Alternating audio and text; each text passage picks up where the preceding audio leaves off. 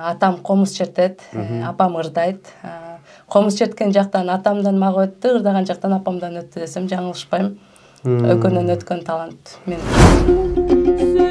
Сүйүүнүн кадырын жетпеген жан билет, достуктун кадырын жетпеген жан билет. А бирок атанын кадырын ким билет, аттың ай эненин кадырын ким билет. Өзүм бойдокмун, жүрөгүм бош, эсин таба элекмин.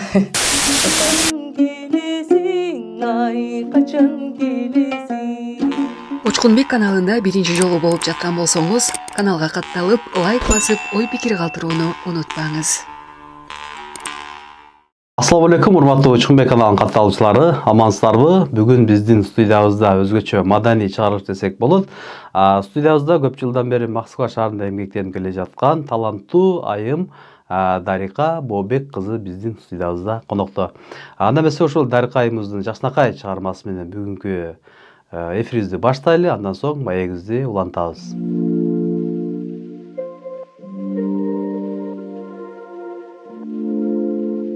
Учкунбек каналынын көрүүчүлөрүнө Элмирбек Иманалиев агабыздын Булбулум деген чыгармасын сиздерге аткарып берейин.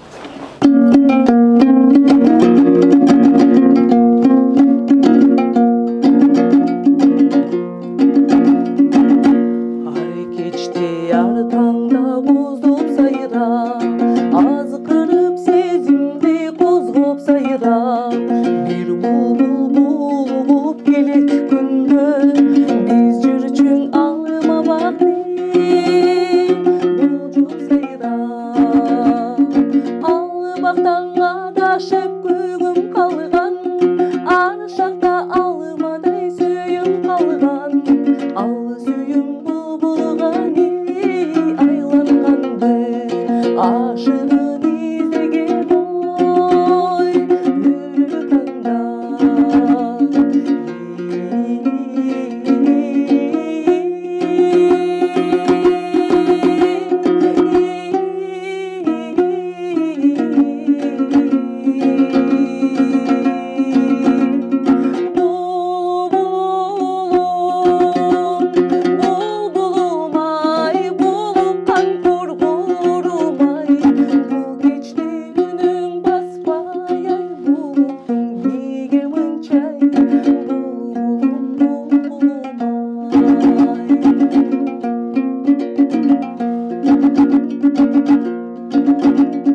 Жашайсың жаш булбул токто болгон, жашоодо жан жок эй бозду болгон, жашаймын көп эстеп ал күндөрдү, жаштыгым жаштыкка окшо болгон, сайрашың өткөндү эске салып, санар каймалы күндөр четте калып, булуккан булбулдай сени жоктоп, буйруксуз сүйүмдүн жетеп алып.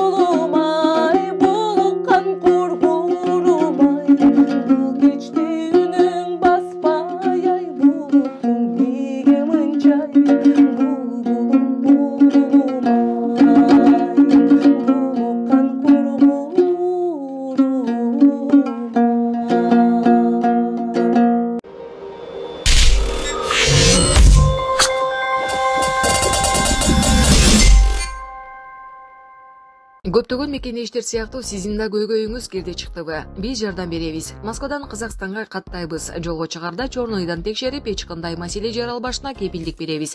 Биз пересадка өзүбүз алып кирип чыгабыз. Биздин байланыш номерлер +7936 264 1995 +7901 339 34 35. Абазбек мырза, күнү түнү чала бериңиздер. Саламатсызбы, куш келипсиз студияга. Саламатчылык, куш келдиңиз. Жакшынакай чыгармагыбыз менен баштадык. Мыкты комуздойн эткез, мыкты ырда эткез. Алгач эле ошол кайсыл жердин айымы, музыкалык сабатыңыз барбы, ошол менен баштасак. Мен өзүм аксынын кызы болом, бирок чоңойгон жерим Чүй Беловодскийден. Музыкалык билим 6 класстан 11 класска чейин музыкалык мектепте окуганмын, комуз кружогунда. Комузда ал жактан бир гана күүлөрдү чертип үйрөндүм. 11 класска чейин күүлөрдү чертип жүрүп, ортодо 11 класстан кийин ортодо бир канча паузалар болуп калды. Анан Москва жергесине келип, Москва жергесинде устатым, азыркы учурда устатым белгилүү ырчы Нурзат Айдаркулова эжеге жолугуп калып, ырдаган үнүн угуп, сыймыктанып, мен да ушинтип эжекемдей болуп ырдасам деп өзүмчө кыялданып, эжекеге сурандым. Эжекеден мен шакирт кылыңыз, мага да сиздейди ырдаганды үйрөтүңүз деп. Азыркы учурда устатым Нурзат Айдаркулованын колунда комузда ырдаганды үйрөнүп жаткан учурум. Нурзат Айдаркулова белгилүү ырчы Москвада сиздерге окшоп сабак берет башка айым мырзаларга дагы. Ооба, туура. Биздин Асыл Ордо деген фольклордук ансамблыбыз бар. Эжекебиз ошо Москва жергесиндеги бүткүл таланттуу кыздарга, балдарга өзүнүн билимини, өзүнүн мээримини, музыкалык чөйрөдөн багыт таба албай жүргөн уул кыздарыбызга багыт көрсөтүп жүрөт, үйрөтүп атат. Көптөгөн кыздарыбыз бар, балдарыбыз бар. Эжекебиздин багыты менен Бишкекте 4-5 окуучусу бар. Алар азыр искусстводо окушуп атат. Эжекеден үйрөнүп, эжекенин багыты менен барып музыкальный ошо искусстводо окуп атат. Демек ошо Нурзат Айдаркулова дагы байланышып, таланттуу айым мырзалар окуса болот. Албетте болот. Бүгүнкү учурда Москвада. Албетте болот. Жаныбызга кошулуп алабыз Асыл Ордо фольклордук ансамблына. Анда суроо, ошо талант сиздерге ата-энеңиздер ырдачу эле же кайсыл жактан талант өткөн? Үй бүлөдө сиз өзүңүз эле ырдайсызбы же ата-энеңиз дагы ырдаган адамдар болгонбу? Үй бүлөдө атам комуз чертет, апам ырдайт. Комуз черткен жактан атамдан мага өттү, ырдаган жактан апамдан өттү десем жаңылышпайм. Экөөнөн өткөн талант менде бар. Демек бир туугандардан жок, бир эле өзүңөр. Байкем ырдан алыс, эжем дагы алыс, иним бийге жакын. Ал деле ырдайт, бирок деп азырынча жакшы көрөм. Келечекте кандай пландар бар? Бир чоң сахнага чыгып концерт берүү пландар барбы? Клип тартуу, ыр жаздыруу пландар барбы? Буйруса, алдыңкы планга койгонбуз, анын үстүндө иштеп жаткан учурубуз. Буйруса, ырларды жаздырып, клиптерди тарттырып, ошондой эле Асыл Ордо фольклордук ансамблдын концертин берсек деген жакшы пландар. Урматтуу мекендештер, анда эмесе ушул Дарика Бообек кызынын Ата-эне деген бир жакшынакай чыгармасына кезек берели. Андан соң маегибизди улантабыз. Чыгарма жаккан болсо лайктан басып жакшы комментарий жаза кетиңиздер.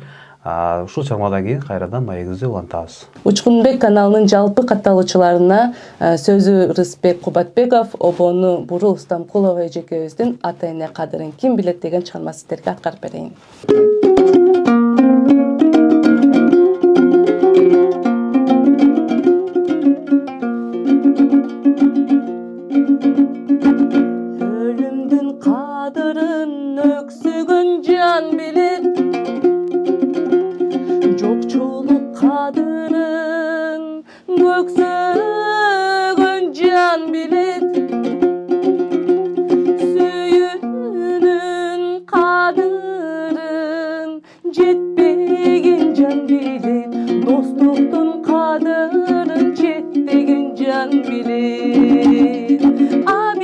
Атанын кадырын ким билет, аттың ай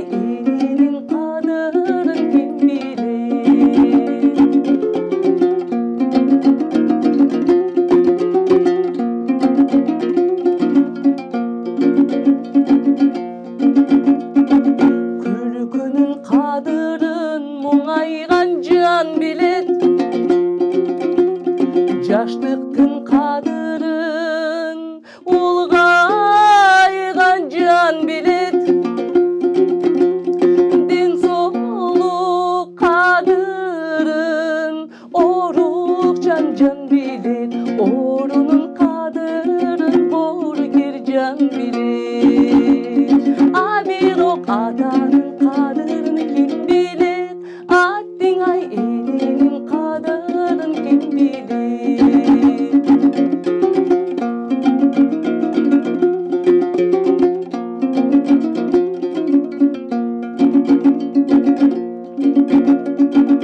Balanın kadırın balaga zar bilir. Jarının kadırın akıllı mancar bilir. Bardığın adamdır dil bilir. Attın hayatını kadırın kim bilir? Birok atanın kadırını kim bilir? Attın ay elinin kadırını kim bilir? Bardığın adamdık dil bilir. Adamdık dil bilir.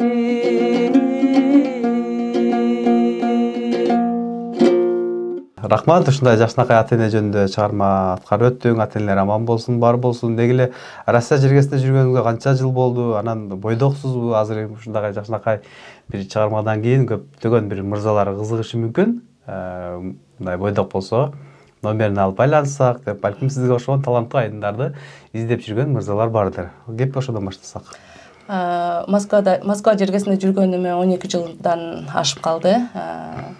Өзүм бойдокмун, жүрөгүм бош, эсин таба элекмин. Бир саат таба алат деген үмүттөмүн. Урматтуу мырзалар, чамдаңыздар, мыкты айым, таланттуу, жүрөгү бош деп өттү. Эми эфирге акырында сизге эркин микрофон берсек, ушундай алтындай убактыңыздарды бөлүп, биздин студиябызга келип, талантыңыздарды мекендештерге бөлүшкөнүңүзгө сиздерден Аллах ыраазы болгон болсун. Жакшынакай бир эркин микрофон берсек, андан кийин бир жакшынакай чыгарма менен бүгүнкү эфирибизди аяктасак. Кыргызстаныбыз өнүгүп өссүн, кыргыз боордошторубуздун ар бирине үй бүлөлүк бакыт, ден соолук каалаймын. Анда эмесе жакшынакайым деген чыгармаңыз менен бүгүнкү эфирибизди аяктайлы. Урматтуу мекендештер, алдыңыздарда Дарика Бообек кызы мыкты таланттуу айым болду. Анда эмесе жакшынакай бир чыгармасы менен бүгүнкү эфирибизди аяктайлы. Дарика айымыбызга жакшынакай чыгармачылык эргүүлөрдү каалайбыз жана жакшынакай комментарийлер жазып, лайктан басып, группа контакттары менен максималдуу түрдө бөлүшүп коюңуздар. Бул дагы бир кыргыздын маданиятын көтөргөн айымдардын бири десек болот. Учкунбек каналынын жалпы катталуучуларына Сыймык Бешекеев агабыздын Жакшынакайым деген чыгарманы сиздерге арнап берейин.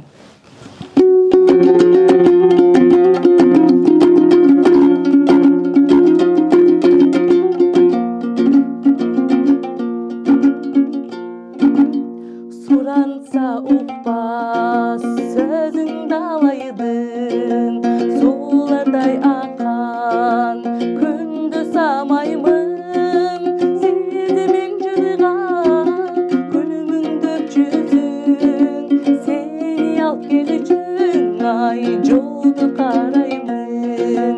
Жакшынакайым жарык бересиң, жан дүйнөм элеп ай неге жеңесиң. Жашыл жарык нур жаган жол менен качан келесиң ай, качан келесиң.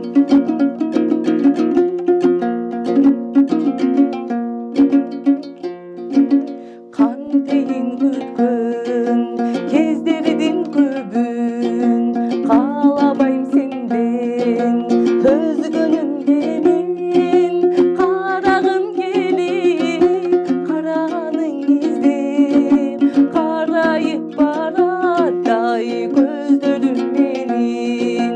Жакшынакайым жарык бересиң, жан дүйнөм элеп ай неге жеңесиң.